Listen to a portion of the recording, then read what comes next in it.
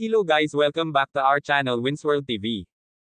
Si Oguni ay hindi na nga rito lumabas sa Japan media, pagkatapos ng laban niya kontra angas ng Pinas Cuadro Alas John Riel Casimero, at tila nagtatago na nga ito sa social media itong si Oguni, dahil tila wala siyang mukhang ihaharap pagkatapos ng laban niya kay Cuadro Alas. Ayun nga dito sa referee ay sinabihan niya si Oguni kung ipagpapatuloy pa niya ang naturang laban. Ngunit tumanggi na nga itong magpatuloy pa pagkatapos ng pagputok ng kilay nito mula sa headbutt umano. Ngunit madami ang nagtataka na tila hindi naman headbutt ang natamo ni Oguni, dahil kung pagbabasihan ang slow motion ay tila daplis lang sila nagkatamaan. Kitang-kita nga dito sa slow motion na isang clean shot punch ang natamo niyang sugat sa kilay resulta ng pagputok ng kilay niya at hindi headbutt. Pagkatapos ng controversial na resulta ay nagsagawa nga dito ng review ang Japan Boxing Commission sa laban Casimero vs Oguni. Pinatawag ang referee para magpaliwanag ngunit ayon sa report ay hindi maayos or hindi maipaliwanag ng referee, kung saan ba nagmula ang pagdurugo ng noo nito, sa headbutt ba or sa clean shot power punch ni John Riel Casimero. Dahil kung ating susuriin ang laban at ating slow motion ay talagang daplis lang ang nasabing headbutt.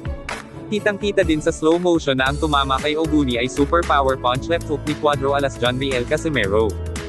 Dahil dito ay napagpasyahan na papatawan ng referee ng suspensyon sa kanyang precision. Dagdag pa sa ating balita ay tila takot nga dito si Oguni na lumabas or magpa-interview sa Japanese media tungkol sa laban niya kontra Casimero. At atin din napag-alaman at ayon sa ating mga source ay tila nagpapagaling nga umano dito si Oguni sa hospital dahil, pagkatapos ng laban niya kontra John Riel Casimero ay bigla daw itong nahilo at tila namumutla dahilan sa pagdala sa kanya sa hospital.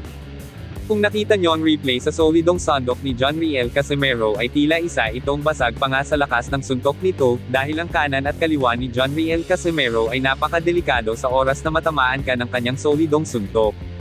Kung naaalala nyo ang laban John Riel Casimero at Akaho, ay tila walang pinagkaiba ang style na ginawa nila kontra Casimero. Dahil nagtapos din ang laban sa draw, ngunit ang Japan Boxing Commission ay nagsagawa nga dito ng investigasyon at sa huli ay klarong-klaro na nanalo si John Riel Casimero kontra Akaho. Sa laban Oguni Casimero ay hindi rin malabo mangyari ang magiging desisyon ng Japan Boxing Commission na mananalo rito si John Riel Casimero. Hihintayin natin ang magiging resulta sa sinagawa nilang investigasyon. Ating balikan si Oguni, hindi pa nga lumantad sa publiko hanggang ngayon si Oguni dahil nagpapagaling pa siya sa natamong pinsala kay Cuadro Alas angas ng Pinas John Riel Casimero. Sa tingin nyo guys, lalantad pa kaya sa publiko itong si Oguni?